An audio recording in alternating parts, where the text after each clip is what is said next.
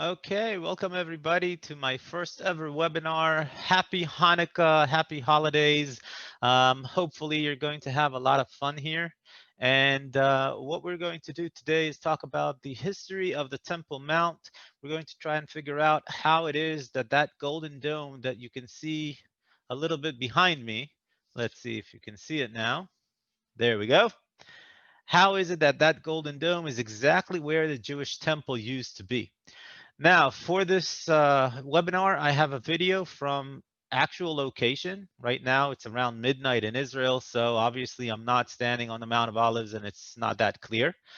But where that golden dome is, underneath it is a mountain. And imagine that my fist is the mountain, and somewhere up here at the top is where the Holy of Holies is for the Jewish people. In the beginning, God creates the heavens and the earth is void and without form. And the first thing to be created, according to Jewish tradition, is what we call the foundation stone. This is the stone that everything else was founded from. And that is the place where Abraham takes his son and is supposed to sacrifice him. That's the place where Solomon builds the first temple.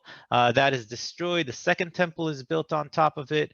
That is destroyed. The Muslim Dome of the Rock is built on top of that. And God willing, maybe soon, we're going to have the third temple exactly on that spot. What we're going to do is share a little video with you. And here and there, we're going to stop the video so we can talk a little bit and explain a little bit more in depth. Hey everybody, super excited to be here. It's been almost 8 months since my last tour, and I haven't been to the Mount of Olives where I am right now this entire time. This is one of my favorite vistas. As we can see it, we can see the Golden Dome right behind me on top of the Temple Mount, and that is what we're going to be talking about today. We're going to try and figure out how it is that the holiest site for the Jewish people today holds the third holiest site for Islam in the world. So let's get started.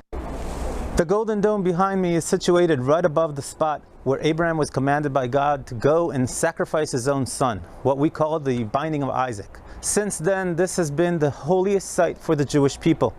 This is where the first temple is going to be built. This is where the second temple will be built, and God willing, perhaps in the very near future, if not maybe a little bit later, the third temple will be built exactly on that spot.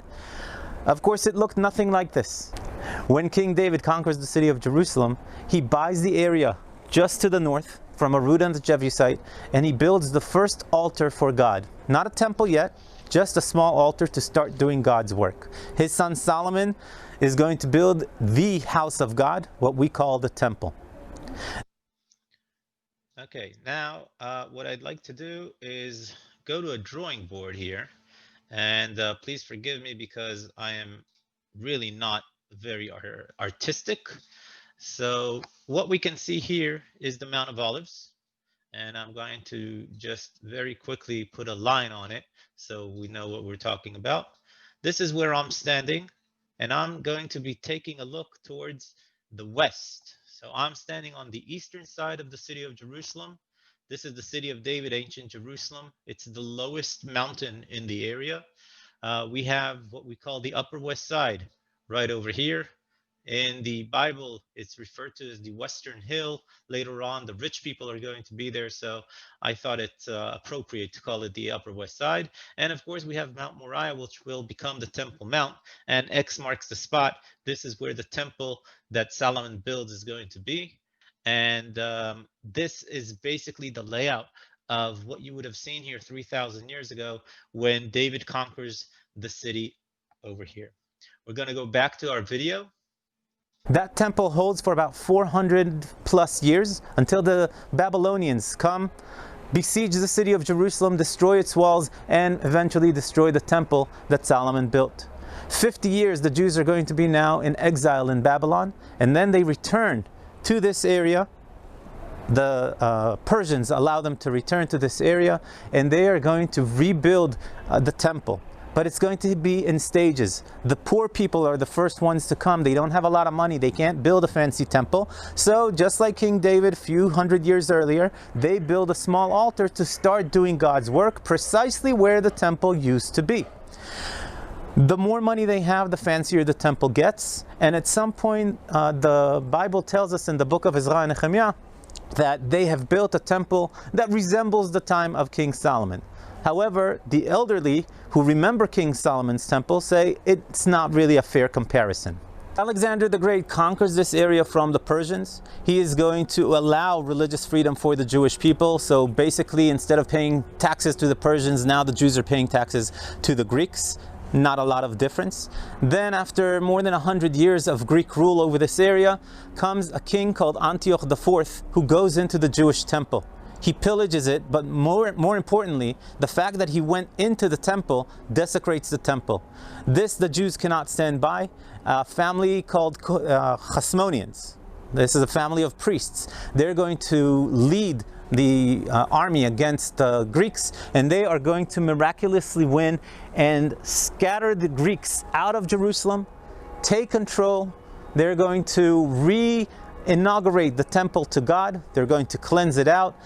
We call that holiday Hanukkah. You can actually see it in John chapter 10 when Jesus and the disciples are coming to Jerusalem to celebrate the Festival of Lights. We'll talk more about that in a different webinar. And from this point on, we have 100 years or so of Hasmonean Jewish rule over the land. Obviously, autonomy, religious autonomy. They even mint coins. They appoint themselves kings. They enhance the temple, still on top of that mountain. If you remember my hand being the mountaintop, so the Holy of Holies is here. And now this almost entire mountaintop is taken by the Hasmonean version of the temple. Now come the Romans, and the Romans appoint a king called King Herod. We know him as King Herod the Great, greatest builder of all times. He has a dream of building the largest religious center the world has ever seen, and he's going to build it right here in Jerusalem. And what he's going to do is he's going to surround the mountain with 4 huge walls, one in the north, one in the west, one in the south, one in the east. And on top of these 4 walls, he's going to build a huge flat platform like this. This platform is what we call the Temple Mount. And now this platform can hold what he has envisioned, the largest center for the Jewish people, the largest religious center the world has seen so far. Now, this huge platform is what we can see behind me. When we're looking at the Golden Dome, it is in the middle of that, basically the same platform that King Herod built. If we take a little bit to the left, we'll see the Black Dome on top of the Temple Mount. This is the southern end of the Temple Mount. And of course, it continues a little bit farther to the north, just beyond the Golden Dome. All in all, we're talking about an area of about 144 dunams. That's 36 acres, 27 American football fields, 22 European football fields, or 36,500 ping pong tables. The idea is not just to show how great King Herod is, it's also because there are about 300,000 Jews 2,000 years ago that want to be a part of the ceremonies that take place on or at the temple. And therefore, King Herod needs the space. And that's why he builds such a large platform. Imagine, if you can, that instead of that Golden Dome, we have a building that is twice the height. That was the building that he builds for the temple. Hopefully we'll get a diagram or a picture to give us a little bit more of an actual understanding of what that temple looked like. It doesn't hold very long, but that was enough for Jesus to see that version of the temple. And when Jesus and the disciples come to the city and they see this building, one of the first things that the disciples ask Jesus is, "Lord, how did they build this?" Of course, the reply of Jesus is that all of it doesn't matter how they built it, and it really looks amazing, but it's all going to be destroyed anyway. Now, this temple that King Herod built doesn't hold very long, unfortunately. We have another rebellion of the Jews against the Romans, and around the year 70 AD, the Romans are going to destroy the temple. And from that point, the Jewish people have no temple. For the next 600 years, nothing is built on the Temple Mount. At least we don't really have evidence. There are rumors about pagan altars that were built there for Zeus, maybe Venus. We haven't really had the opportunity to do an archaeological dig, so we don't really know exactly what's underneath. However, 600 years after the destruction, we are into the Muslim period. And the Muslims decide to build another building on top of the destroyed platform. The Romans, by the way, did a marvelous job. They pushed down the stones, destroying the temple, burnt it down, and there was almost nothing around here. But there were still a lot of the outside perimeter walls. The retaining walls were still there. We'll get closer a little bit later to see some of the original retaining walls of the Temple Mount. And they had to fix these retaining walls in order to rebuild the platform. And now today, that platform is basically the same height as it was 2,000 years ago. But instead of the Jewish temple, they're going to build that golden dome. As a reminder for the story in the Quran where Muhammad goes from the holy shrine to the Al-Aqsa shrine. This is where the word Al-Aqsa comes from. Al-Aqsa literally means the last place or the farthest one away. But the Umayyad dynasty, for political reasons, are going to say that this is where Al-Aqsa is. The entire Temple Mount, 36-acre, 27 American football field area, this is the last place that Muhammad reaches. And in the story, he's going to pray. They're going to build that black dome that we see up there, and that black dome is traditionally the place where he prays before he ascends to the heavens to discuss with God how many prayers a day the Muslim should have. And where is he going to ascend to the heavens? He's going to step on the Jewish foundation stone underneath the dome, and he's going to go up to the heavens where he's going to debate. This debate is very difficult, and he's going to have help, and therefore Jesus and Moses are going to appear next to him. This is supposed to remind us of two biblical stories that we know and love. One from Abraham when he debates with God about how many righteous people they're supposed to be, or we're supposed to find in Sodom and Gomorrah in order to save those two cities from being destroyed. And from the New Testament, when Jesus is going to transfigure in front of his disciples, two individuals from the past are going to visit him as well, or appear next to him as well. This is Moses and Elijah, representing the prophecy and the law. So now the Muslims are going to take the stories from the Jewish Testament, from the New Testament, and they are going to make it their own by saying that Muhammad ascends to the heavens, debates with God. Now we start with 500 prayers a day and we end with 5. Jesus and Moses are going to help Muhammad with this negotiation. And at the end of this entire chapter of the Quran, Muhammad is going to find himself waking up back in Mecca. But once the Umayyad dynasty associated this area with that story, we have a very interesting rule in religion. Once you make a place holy, you cannot unholy it. And therefore this becomes a very interesting holy site for Islam. And in the 8th century, we actually see Arabic or Muslim literature debating which one is holier. Where Muhammad as the prophet ascends to the heavens to debate with God about the prayers, or where he was born, Mecca, and operated in Medina. Today there's no question about it. We have Mecca and Medina as the number 1 and number 2 holiest sites for Islam, but Jerusalem is the 3rd holiest site. That golden dome is supposed to be right above the place where Muhammad puts his foot down, and they show his footprint. Being a holy man, he left his footprint and ascends to the heavens. Not only is it known as the Golden Dome, it's also known as the Dome of the Rock. And for the last 1,300 years, that specific building, the Golden Dome, has been basically untouched. All right, so let's get back into the video, and let's use our whiteboard again just to make sure everybody understands what was going on here. Now, we have to remember that King Herod is going to build a huge area by building 4 retaining walls around the mountain itself, and that allows him to build a huge temple on top of the mountain. Now, just for comparison, if we take a look at the Golden Dome would be about half the height of King Herod's building from 2,000 years ago. I saw that there were a few questions, so let's go and try to take those questions. I have a question about the question is, are there any other buildings on top of the Temple Mount? And the answer is absolutely yes. We're going to go back to the video and take a look to see what buildings there are there.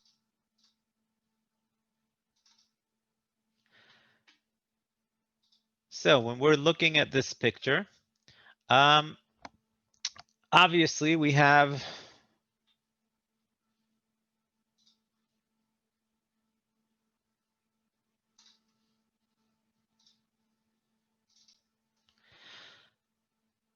when we're looking at this picture, obviously we have the Golden Dome, but another very big building is the Al-Aqsa Mosque. Traditionally, according to Islam, Muhammad, before he goes up to the heavens, he prays. So they say that on the south side of the mountain he prays, and that's why they build this. Today it's a black dome, or what looks like a black dome. And then he walks over to the Jewish foundation stone, ascends to the heavens, and then they build this golden dome over here. Very close to the golden dome, I don't know if you can see it. I'll try and pinpoint it. We have another little dome. This one is called Kubat el Salsala, or the Dome of the Generations, the Dome of Chains. The best guess, or the researchers believe, maybe this was where the Jewish altar used to be. So this might be the place where the Jewish altar used to be. Now, just so we understand how it was, there was 2,000 years ago an area here surrounded by a fence, about knee-high fence, not that big, and everywhere else, over on this side and over on this side, this was an area where non-Jews and Jews, men, women, and children were allowed in. But once you got to this area here, only purified Jews were able to walk in. And they would come in from a gate over here into the women's court where both men and women were allowed in. Then they would walk in farther, a few more steps up into this area, open air area, where it was the Israel court. Usually only the men, even though there were exceptions. And then in that area, we have where this little dome is, we had the altar where the Kohanim and the Levites were supposed to be in, giving the sacrifices. Almost 24 hours a day, 7 days a week, even on Shabbat, there were sacrifices being given. And then the temple of God would have been somewhere over here. Only the Kohanim would walk into that building. And it was divided into 3 rooms. The last room, all the way to the west, was a relatively small room, which is the Holy of Holies. And that is the place where only the high priest, the high Kohen, was allowed in. Only once a year during the Day of Atonement, where he asks forgiveness from God for all of the sins that the Jewish people did that year. And hopefully, when everything goes well, he comes out alive. Now, aside from these 2 big buildings, there are 98 more. All in all, there are 100 buildings on top of the Temple Mount. Underground here, there is another mosque, another area where Muslims can walk underneath the platform and go into what is now known as Solomon's Stables Mosque. It has nothing to do with King Solomon. That's just a traditional name. There is a school for boys in the northern area, somewhere over here. There used to be a museum for Islamic artifacts up here. And that brings us to the next question, which is, are we allowed on top of the Temple Mount? So theoretically, yes, people are allowed on the Temple Mount. Muslims and non-Muslims are allowed on the Temple Mount. They are allowed Sunday through Thursday in between the Muslim prayer hours of the morning and afternoon. Friday and Saturday, only Muslims go in. Now, in modern day times, 2020, while we are allowed up to the Temple Mount, we are not allowed into the buildings themselves. This is only for the Muslims nowadays. It wasn't always like this. This is a decision that was taken about 20 years ago by the Mufti. He is the guy who's in charge of all the Muslim holy sites on the Temple Mount, and he's the one that decides whether or not we are allowed up on top of the mountain and into the building. Interestingly, the Israeli police are in charge in security wise of saying who's allowed up there at all. So we could come to a point where the Israeli police do not allow men under 40, Muslim males under 40 on top of the Temple Mount because they're more likely maybe to instigate violence or something like this. But we are allowed, in theory, on top of the Temple Mount to walk around the buildings, even take some pictures here and there.